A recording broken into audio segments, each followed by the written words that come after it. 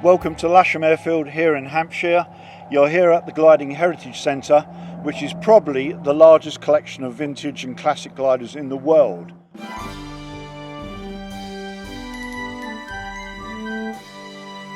The collection was originally started at the instigation of a guy called Chris Wills. His legacy to us was a large sum of money, £100,000, and this glider. This is part of the legacy that started the whole collection. From here we built and built and built. We now have about 70 to 80 aircraft, both in these hangars and in the trailers outside.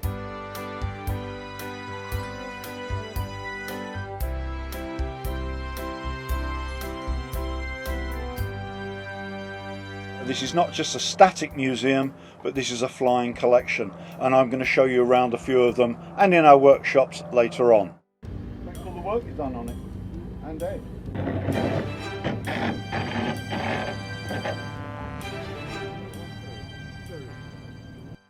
From very early starts back in 2012, we built Hangar 1, the Chris Wills Memorial Hangar, which is behind me.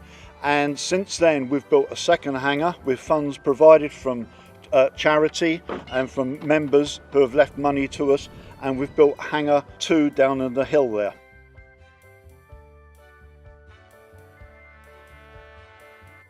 This is a 1940s glider. It's a Spallinger S21H. And it was donated to the Gliding Heritage Centre some years ago after being in storage for many years, and it had to go on a complete ground-up restoration.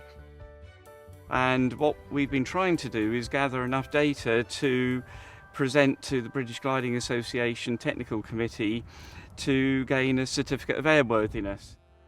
During the Second World War there were troop-carrying gliders. This is a TG3, which is designed by the Americans to train pilots for their Waco Hadrian gliders. Built in 42-43, we acquired it from the American Air Museum at Duxford, so we brought it back here, rebuilt it for 2 years, and then took 2 years to fight the paperwork.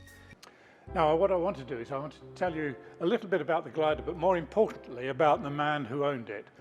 Now the glider is a Czech glider called a Zlin, and the model is called a Krajanek, and Krajanek means wandering minstrel in Czech. And it was owned by a chap called Ladislav Marmol. Now when the Soviets moved in after the Second World War, Marmol escaped in a two-seater aircraft with his wife and 2 children. But he was also a glider pilot, and he was quite brave, and one of the things that he did was attempt to break the world record for endurance. In 1949 this was, he managed 33 hours. Unfortunately, the British Gliding Association and the international regulators wouldn't give him the British record because he wasn't a British national. This is an aircraft called an Eton Primary. It's originally a German design called a Schulgleiter 38. One of the things the Germans did a lot of was to design a type and then sell plans so they could be built all over the world. Slingsby built a lot in this country for use by the Combined Cadet Force at public schools. Elliott's of Newbury, which is who built this one, we're actually going to deliver them to Eton Public School, which is why it's called an Eton Primary. The original method of launching was what's called bungee launching, which is effectively a giant rubber band with 10 or 12 cadets on each end. It would basically be hooked around this simple hook here. They would then walk off down the field with somebody restraining the tail, and then when it got to the point where they couldn't walk any faster, the guy at the tail would let go and it would just literally launch off like a giant catapult.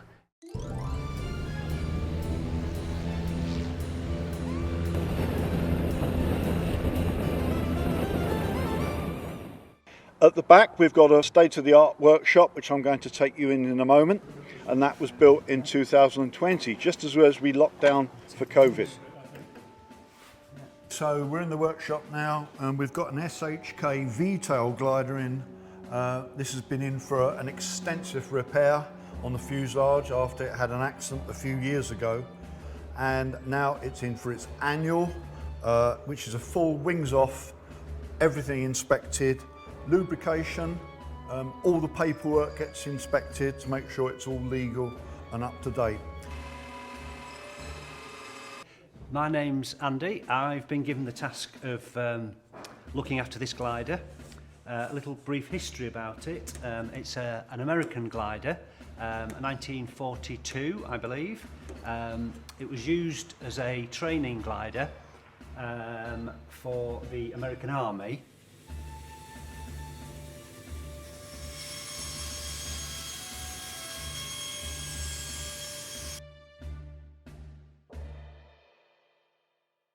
Flying vintage gliders needs the pilot to be very sensitive to what the glider is telling you. In the 1940s, a lot of these gliders were developed based on what animals look like, and that's why we have a gull wing design here, which it looks pretty, but most gull wing gliders don't fly particularly well. We've got so many gliders now in boxes, we just haven't got the room to put them.